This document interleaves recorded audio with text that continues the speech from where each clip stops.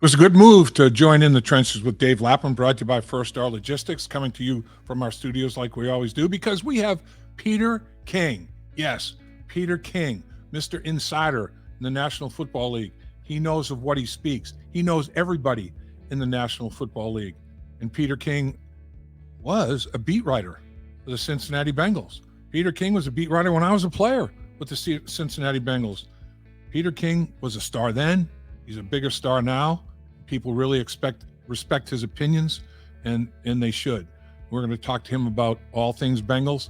He's got a bunch of Bengals in his defensive coach of the week, Lou Anarumo, defensive player of the week, Mike Hilton, offensive player of the week, Jackson Carmen. Wow. We're going to talk about all that and the big matchup with the Kansas City Chiefs. You're going to love Peter King. Everybody does.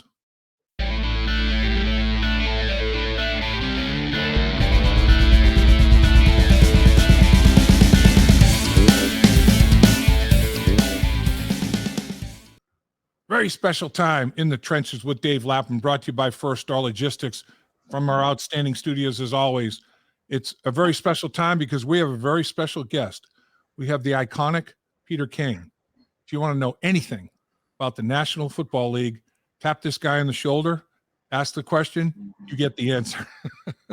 Peter, appreciate you carving time. Appreciate you giving us the opportunity to visit, sir. Hey, no problem, Dave. Happy to be with you as always, anytime.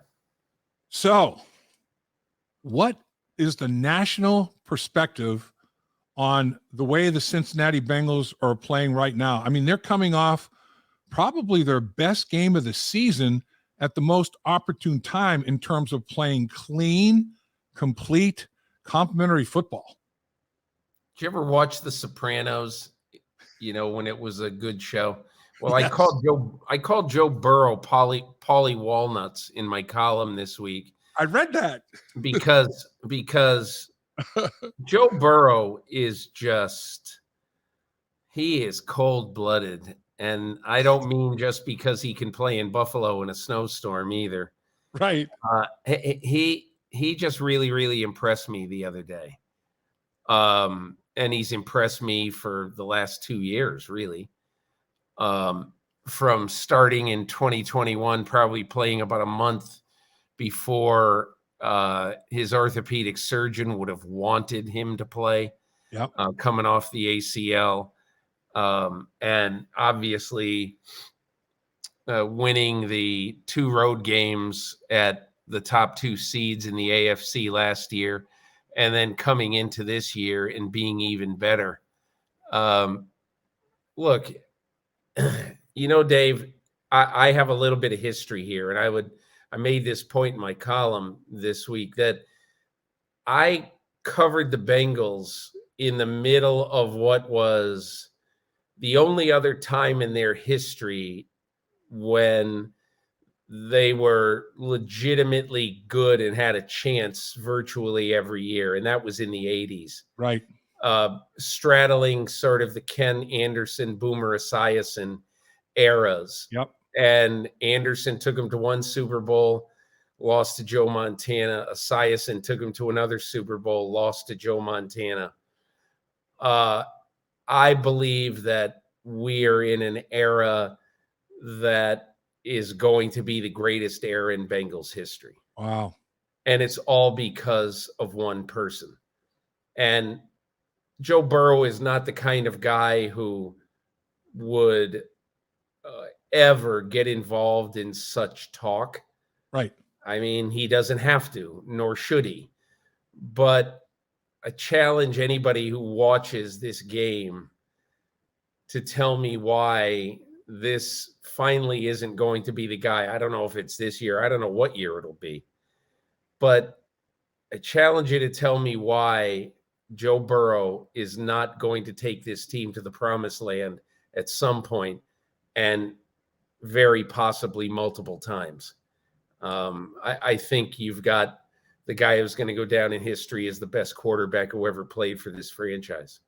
Wow. That's saying a lot. I mean, a couple of MVPs you talked about there with Kenny Anderson and Boomer Esiason, their respective Super Bowl seasons. And Joe Burrow, obviously a candidate for that. There's no doubt that he is in the MVP conversation. read your column. You're referencing Peter, and you had Jackson Carmen as one of your offensive players of the week. You had Mike Hilton as one of your defensive players of the week. You had Lou Anarumo as one of your coaches of the week. That's a pretty decent sweep for the Cincinnati Bengals organization. Tell us why. I was wowed by Jackson Carmen. Yeah. And Dave, I mean, I'm sure in your role, in your multiple role, where you know what that job is, okay? Right. As well as anybody would.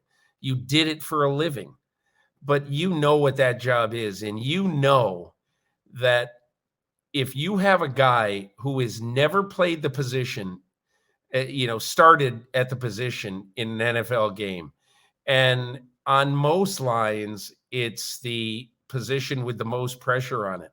Listen, I could make the argument that entering that divisional weekend, that Jackson Carmen was one of the 3 or 4 guys in the NFL, in the entire league last weekend, with the most pressure on him. I agree. Because everybody knew that that Buffalo was going to send the house, not only because of left tackle, but also because of right guard and right tackle.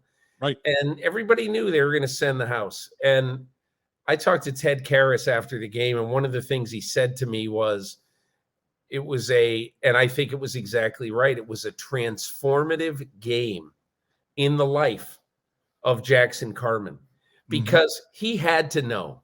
He had to hear, whether he pays any attention to media or not, but he had to know, hey, we've got a steady Eddie left tackle, Jonah Williams, who's played here for a long time, and now all of a sudden he's gone, and we're putting in Jackson Carmen. And even though he did have experience at a high level of college football, right, honestly, so far in his NFL career, he had not stood out. And this was a huge game. And all I can say is 38 Joe Burrow pass drops, 38, 0 sacks, 0 hits by the guys coming over Jackson Carmen. One pressure. Mm-hmm. I mean, that is a phenomenal job. And, honestly, I got to hand it to Duke Tobin here. All right. Because Duke Tobin is the guy who essentially, he earmarks these picks. Okay. Right. Mike Brown, Katie and Troy, and obviously Zach Taylor will, and the assistant coaches, because the assistants have always been involved in Cincinnati. They're going to have a big say, but this is Duke Tobin's job. Okay. And, for him to have seen something in Jackson Carmen, and then for this team to have basically put him in the lineup at this critical juncture of the season, and for him to have played that well, a lot of people deserve congratulations for that, not just Jackson Carmen. You make an interesting point, Peter, because Duke's dad, Bill, is still a consultant as a scout. Yeah. And Bill was extremely high on Jackson Carmen coming out of Clemson. Bill gave a big endorsement, and Bill still holds weight in terms of an evaluation, particularly, back, that was a couple of years back when Jackson was drafted. So yeah, I mean, the Tobins they put it out there on the line, to select this young man. And I agree. It was a very, very critical stage of his career in that game. Now he's shown what he can do. Now the big key is, one game does not a career make. You got to do it again and again and again, and that will test his professionalism. Can he set a bar? Can he get to that bar on a regular basis? That's a big deal. That's the next step. It isn't only that, I think, Dave. I honestly think so. This on Sunday is a little bit of a different animal, when you're talking about playing Kansas City. And I don't mean necessarily a lot better or worse. But what I am saying is that Jackson Carmen is going to see 3 guys on Sunday, and every one of them can wreck a game. He's going to see Frank Clark, who's the right end of Kansas City. Yep. He's going to see Chris Jones a Yep. little bit. Yep. The defensive tackle who, in my opinion, look, I voted for Nick Bosa for Defensive Player of the Year, but I had something to think about because Chris Jones was 98% of Aaron Donald this year. He was fantastic this year. And then behind him, a guy who will give him 20 or 25 snaps, so well, Carlos Dunlap. Sure. I don't know where he's going to be. I don't know. I don't know how much he'll play, but Steve Spagnuolo is going to use him too. And I just I have to think that at some point in this game, Jackson Carmen is going to be out on an island, and it'll be up to him to make a huge play in this game, keeping somebody who's really good like Frank Clark or who's transcendent like Chris Jones off of Joe Burrow. And look, I'll say one other thing about the way I look at what happened in Buffalo. Joe Burrow can control a lot. And there was a play, I'm thinking now, I think it was late in the first half. They were deep in Buffalo territory, and he threw like an 8-yard just little stop route to Jamar Chase. And I highlight this because it was in all of the playoff weekend the quickest completion that any passer threw. Hot to potato. 1.10 seconds. Hot potato. From the time of the snap Yeah. to the time of the release of the ball. You know the play I'm talking about. I do. It was unbelievable. I don't even know if he found the laces. So Joe Burrow, we can praise all these other guys, but Joe Burrow knew going into that game, he's not going to say a word about it. He's not going to mention it to anybody, but I will guarantee you that Callahan and Taylor and Pitcher are all thinking and all talking and giving him the knowing eye before the game and during the week of practice. Let's get this ball out quick. And I had a note in my column. That I thought it was a big factor in this game. Yep. Average time to throw. Joe Burrow, 2.50 seconds. Josh Allen, 3.20 seconds. And you saw that there was more pressure on Josh Allen than there was on Joe Burrow when Josh Allen's line, by almost any measure entering that game would have been the more highly regarded group.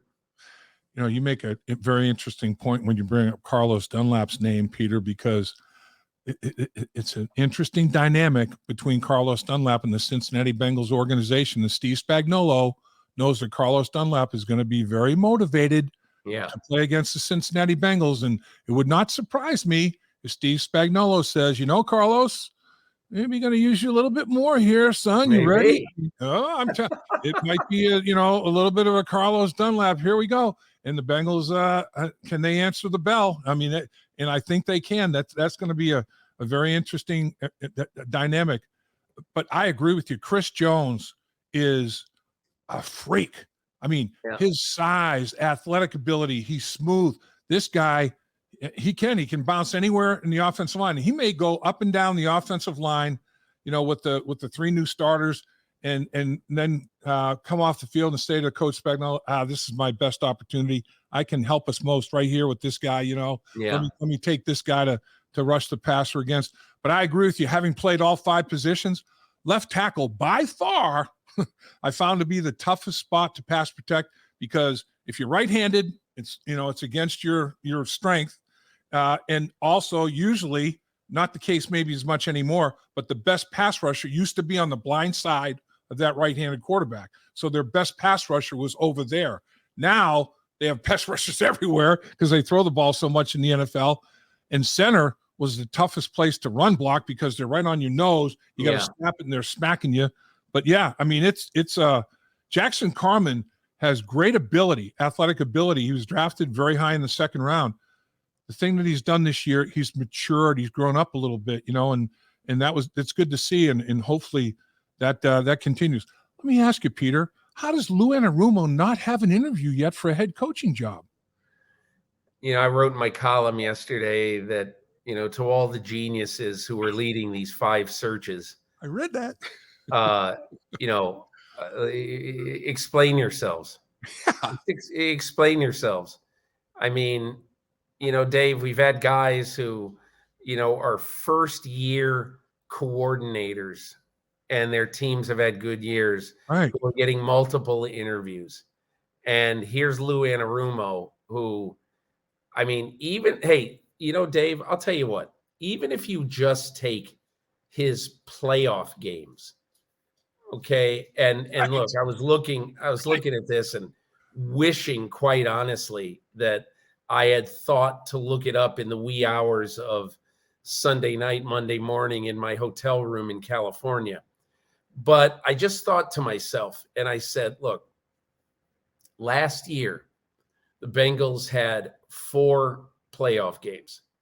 And, they gave up in those 4 playoff games an average of 21 points a game, including to Matthew Stafford and to Patrick Mahomes in those Right. 4 games. Right.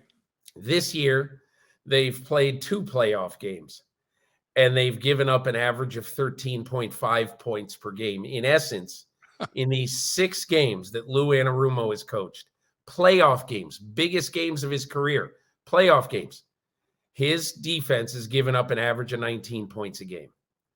And I have no idea. I've not asked anybody about Anarumo, but quite honestly, if I'm Jim Irsay, I'm calling Chris Ballard and I said, why are we not interviewing this guy? If I'm Michael Bidwill in Arizona, I'm asking myself, because he's got a lot to do with the coaching search. Right.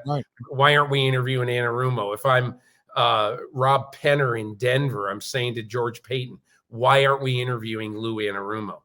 It's irresponsible. And, you might not hire him, but you're doing your franchise a disservice to not look into why this guy has held Patrick Mahomes to whatever it was last year and this year, 20 points a game or 23, holding Josh Allen down to 10 points when Josh Allen is playing at home. Why? Yeah. Why? I don't know the answer to it. Josh Allen, 10 points last week. You have to go back to December of 2021, the last time Josh Allen was held to 10 points. Come on now. I mean, seriously. All right, let me get you out of here on this, Peter, because I know you're a busy man and you've already given us more time than you probably should, but you're such a good person and a good man. Final question. What do the Cincinnati Bengals have to do to win this AFC Championship? The Kansas City Chiefs are hosting their 5th straight AFC Championship game, which is crazy. What do the Bengals have to do to come out on top? I think they have to put consistent pressure on Patrick Mahomes, who clearly, this. He knows what's coming. Andy Reid knows what's coming. Eric Bieniemy knows what's coming. The Bengals are going to pressure Patrick Mahomes, and well, they should. Yep. So they know that Kansas City knows that the pressure is coming. So, in my opinion, what they have to do is figure out a few looks that they haven't shown either very much of or they haven't shown at all. That's a good offensive line. It is. From Orlando Brown on the left side to Creed Humphrey in the middle. Joe Tooney is one of the best guards in football. Trey Smith, rather. Yep. I mean, this is a really good offensive line. And they're going to be ready for virtually anything. But when I say virtually anything, there's got to be a few things right now that Lou Anarumo has up his sleeve that you don't know. Well, maybe you know, but that we don't really know. And I think this, to some degree, is a little bit of a coaching showcase for Lou Anarumo. If you think about it, whatever Lou would say, and I don't know Lou, okay? Whatever Lou would say, the last thing he's going to say is, why am I not getting any looks? He's not saying that. No And I question. have absolutely no idea if it burns him to the core. It sure would if it were me. But he has to figure a way to get a bunch of guys in this game to, send BJ Hill, who has been he hasn't been a pleasant surprise. He's been a pleasant shock in Right. the 2 years since the New York Giants, in my opinion, bizarrely traded him for Price. Yep. I mean, that's one of the most lopsided trades for people who really know football. But anyway, look, Robbery. yeah, Sam Hubbard, Hendrickson, those guys are the known guys. But what is going to happen with some of the other guys, with BJ Hill? I mean, what happens with the younger rushers that America doesn't know? The Zach Carters, the Joe Osais, those guys, and look, I don't know them well at all. But let's see what Lou Anarumo has up his sleeve this game, because I guarantee you one or two things you'll see from the broadcast booth high above Arrowhead Stadium, Very high. above the field at Arrowhead, Right. that is going to surprise you. And that's how I look at it. This is going to be a nice little showcase for Lou Anarumo, I think. I agree with you, Peter. On the flip side of that, if you protect Joe Burrow, when he sacked 3 times or less in the last 2 years, 23 wins, 3 losses. Let the man have time and space. He will slice and dice you. Can't thank you enough. I know you got another engagement opportunity here. We certainly do appreciate you joining us, Peter. Good stuff as always. I always learn something when I visit with Peter King, and you are the best. Thanks a million, Dave. I really appreciate it. Good luck to the people in stripes. Thank you, sir. Have a great one, Peter. At First Star Logistics, we're a very strict company that really puts the pressure on our employees.